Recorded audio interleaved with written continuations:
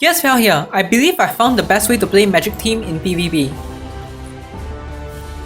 I currently hold a 300 point lead against the second place player, and the team that I've been using is the same as the previous video, except we swapped out Melia for Freya.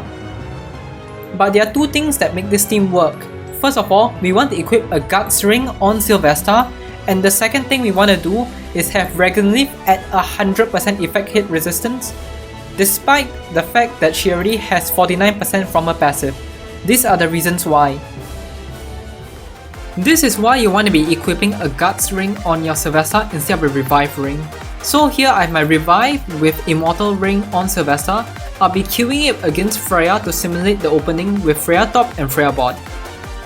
I'll be using Ballista's top skill so that we do not activate Silvesta's lifesteal to heal. And just like that, I'm going to slap in a random unit here so that we win the speed tie. I'm going to slap on Melia, and we start.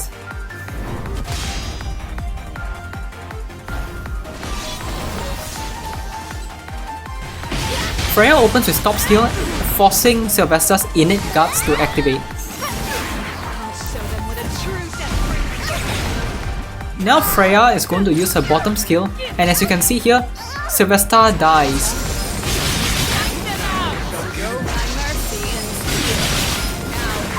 Him dying is still okay, but the biggest problem is when he dies, his skill Q gets reset and he does not use his skill.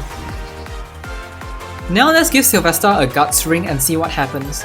I'll be giving Ballista's Guts Ring to Silvesta, and I need to equip a ring on Ballista so that she does not die to Freya's top skill. Now let's begin the test again.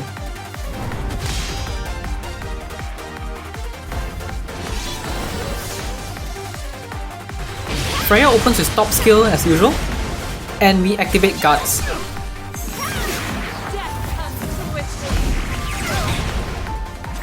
But when Freya uses her bottom skill, Silvesta does not die. As you can see here, the Guts shield remains and he overrides the innate Guts, and because of that, our skill Q did not get disrupted. In an actual match, Silvesta will not die so easily because there are other characters to support him, but this is the reason why we want to equip a Guts Ring on Silvesta. The reason why we want to equip a Guts Ring on Silvesta is because, as we can see here, his Guts activates and gives him a 135% shield. But if you look at the ring gives 150%, and therefore the ring has a higher value and overrides his passive. Something important to note is that the lower level rings will not work. Going into the codex and checking the accessories, and if we check, a 5-star Guts Ring only gives 75%, and that is lower than Silvesta's innate 135%, therefore a 5-star Guts Ring and a 4-star Guts Ring will not work on him. Effect hit rate and resistance with equipment is capped from 0 to 100, but we can affect this with external factors such as passive, rings, and pads. Using Reneglyph as an example, assuming she has 100% effect resistance from gear, we then add her passive of 49% effect resistance, and in addition to that we are using Pike Pad. Pike gives us an additional 19% effect resistance, giving us a net total of 168% effect resistance, making her almost CC immune. Example of characters which boost external effect resistance are Spike and Lina. Example of a character that decreases effect resistance is Mercure. It is important to note that solid and holo buffs stack, while double holo and double solid buffs do not stack. For example, Reneglyph and Lina will stack their effect resistance passives together, but Sun Jingwu and Lina won't. But why do we want more than 100% effect resistance? For tank teams, it is to prevent being chained CC to death, while more importantly for magic teams, it is to prevent your immortality ring buffs from being removed. In this clip, the enemy Freya uses her buff removal twice, but both my Freya and Reneglyph still remain standing. This allows my Freya to reverse sweep the enemy for the win.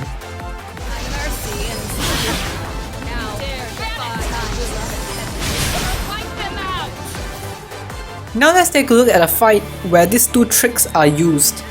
We open with Freya top because we win the speed tie, and the enemy also opens with Freya top. We then use Silvesta's bottom skill, and we want to be paying close attention to the shield on both Silvesta and Omok. On Omok, we are not using any Guts Ring to override her passive, but we do have a revived Immortal Ring on her. But on Silvesta, we have a Guts Ring on him, overriding his passive. The enemy Freya then uses her bottom skill which removes buffs.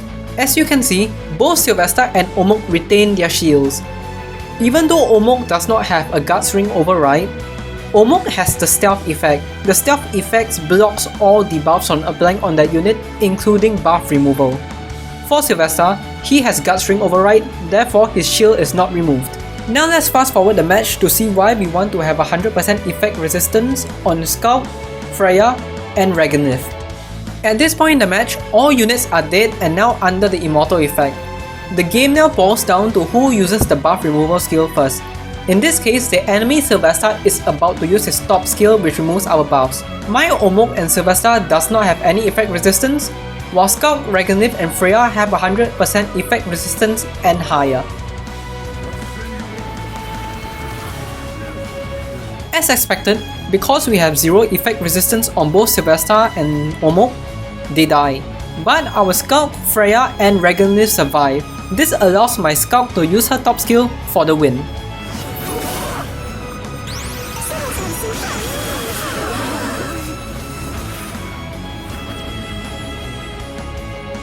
Going into Celestial PvP, I have 8 attempts left.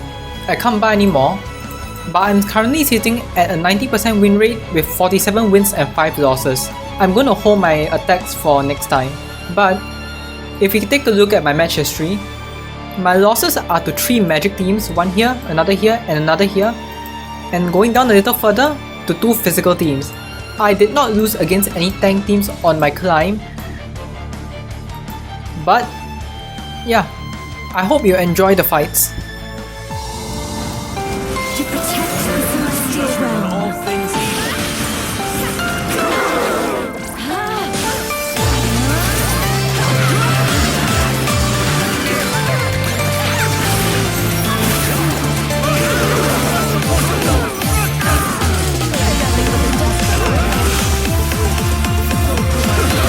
To protect the celestial realm.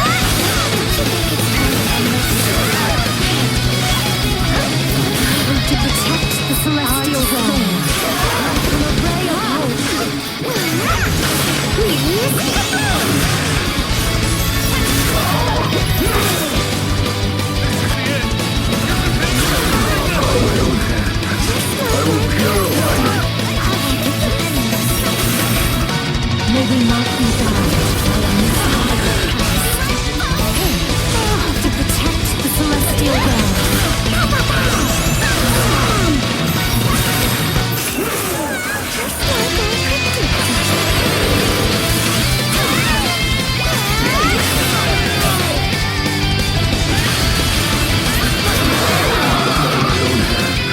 I will purify you. I'll send you on.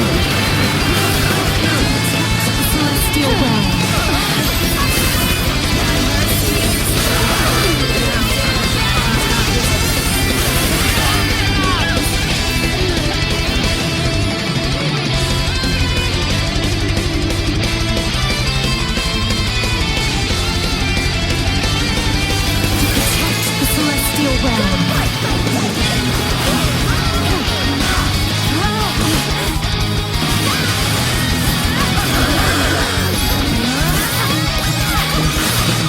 May we not be bound by a misguided past.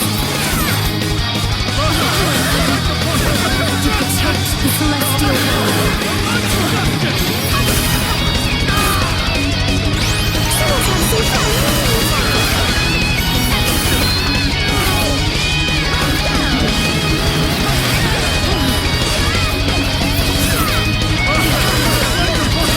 To protect the celestial realm. To protect the celestial realm.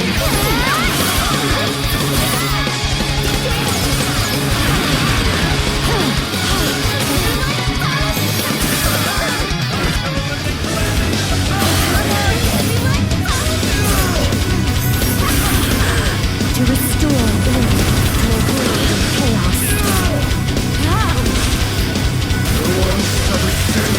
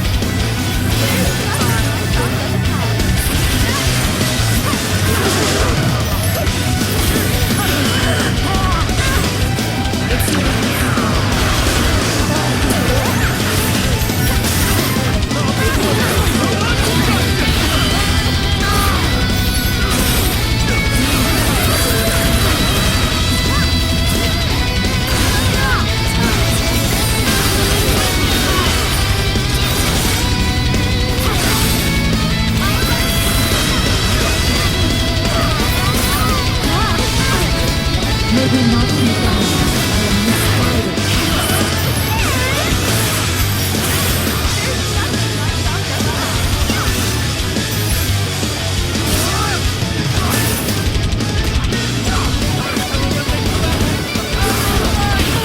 To protect the celestial realm.